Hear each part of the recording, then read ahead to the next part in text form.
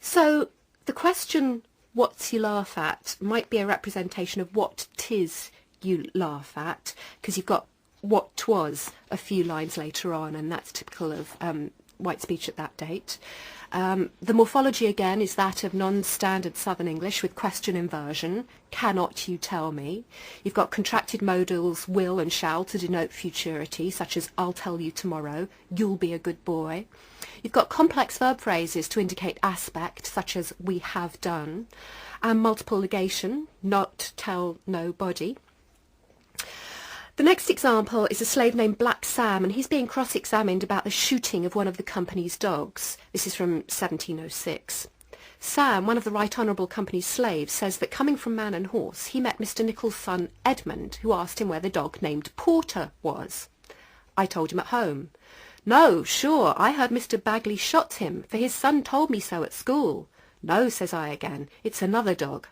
Further saith that being upon Dr. Moore's plain one evening about 7 o'clock and going home, met Mr. Bagley, who asked me what I did there at that time of night with a dog not tied in a string. I told him I was about my master's business. Captain Goodwin interrupts the governor for examine a black man against a white man. The governor says he don't take him as an evidence any more than to know the more circumstances, having precedents of this nature before.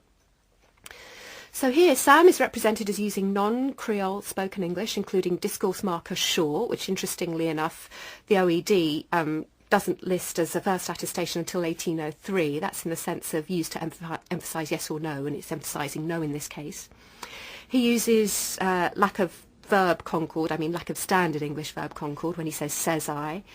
In other words, that's the default non-standard Southern of the day, as does the governor. He don't take him.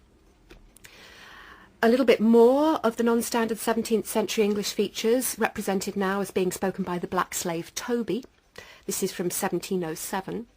That as my landlord steward's black Robin and I, being at work in his plantation last Wednesday morning, Joseph Fox's Toby, a black, came to the plantation wall and called Robin and asked him for a pipe of tobacco. Robin bid him come there and would give it him, and as Toby was filling his pipe, he asked Robin if he heard the news. No, said Robin. What is it? Toby replied, I don't care to tell because Kit is here, for he would tell it further. No, says Robin, Kit won't tell it on. No, says I, if it's no harm it shall go no further for me. Says Toby, the blacks will be had off, for, says he, there is 11 island blacks besides the new fellows at the fort, designs a muster day for to kill the white women and children, while the men were a mustering, and as the men come up one by one, or fuddled, to knock them on the head. Robin made answer, what is that to me? Why do you tell me of it? Toby answered, I came to tell you that you may take care to keep yourself out of all bad company, and I would have you tell Robinson Toby of it also. No, says Robin, if you'll have him to know of it, tell him yourself. What's to me? So, again, Toby is represented as using existential there, plus plural is. There is 11 island blacks. You've got use of the early modern weak-stressed preposition a for on, as in designs a muster day. You've got early modern infinitive marker for to, as in for to kill. You've got the a plus verb plus in construction again, the men were a mustering. And the slave Robin is using that what 'tis question construction that we saw earlier, what's to me.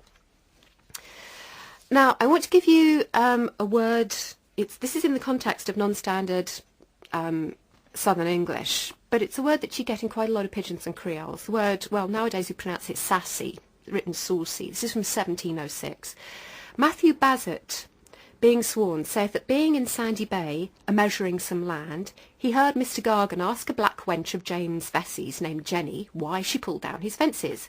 She made answer her mistress ordered her to do it. Did she? Says Mr. Gargan. But if you do so again, I'll kick you. Upon that she clapped her hands upon her breech, as much as to say, you may kiss there, and gave him very saucy language, so went away. Now, I've included all of these to show how the black slaves are usually represented as speaking in the informal, non-standard Southern English dialect of the day, the same as that spoken by the whites, but very unlike that legal discourse that I started with. Now, of course, it's possible that the white court recorder is, as it were, translating their speech through his own code. But there are some fragments of pidgin English recorded too, and that word sassy is a little indication in, we've already seen by and by as well. Okay, some of the rare passages where you do get pidginized. variants. This is from 1695. Harry, Madam Johnson's slave, examined, saith that about a month ago Hemp came to him in the plantation as he was at work, and told him that Powell's Jack sent him to ask him if he would make one to help kill the white people, to which he replied, how can that be done? Where must I then live? No, not I won't make one. Then said to him, what is the matter Jack sent to me? Me no savvy spake English. Hemp examined saith that he never was made acquainted with the said design until last Friday, nor never spoke to Madam Johnson's Harry. Forth saith he, though Jack and I live together, he would not trust me, for I always tell tales of him to my master, and Jack no such fool to trust such a boy as I. Jack, speaking to Hemp, said, you saucy rogue, you sassy rogue, how can you deny before the governor that you no savvy this thing before last Friday? I no tell you a great while ago, and sent you to Harry, and you told me Harry said he would go with all his heart. So at length Hemp confessed he had knowledge of it some time since, but confessed nothing else. Now, I just want to say that in context, that first allusion you heard there from Harry, if he would make help one to kill the white people, that makes sense in context as being if he would make one of the party. That's not a pigeonized feature.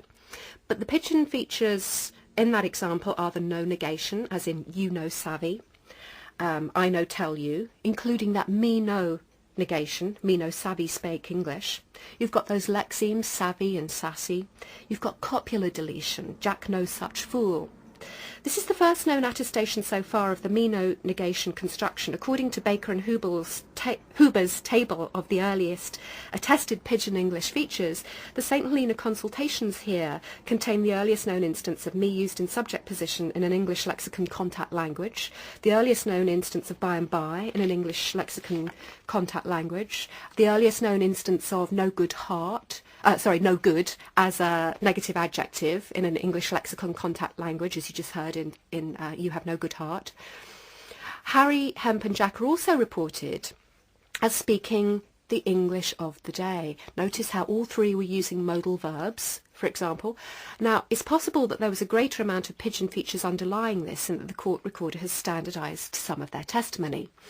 On the other hand, this being the only evidence that we've got, we should perhaps confront it and learn that some black slaves commanded two systems, that's to say the spoken English of the day and English with a proportion of pidginized features which are still in usage in present-day Creoles. Now, unsurprisingly, the slaves did not form one homogeneous speech community, and they had intercommunicational difficulties. From the same case, Sarah Girling, a servant of Mr. Thomas Goodwin's, saith that about a day or two before this design was discovered, John Girling's Jack, Bevan's Will, and Roger, Mr. Thomas Goodwin's slave, were talking together in their one country lingua, laughing and pointing several ways. The said Sarah said unto a slave of the aforesaid Goodwin's, that was an Indian black, I do not understand what they say. Nor I, said the other. No, said Girling's Jack, don't you understand us? No, replied they. Then that is very good, said he.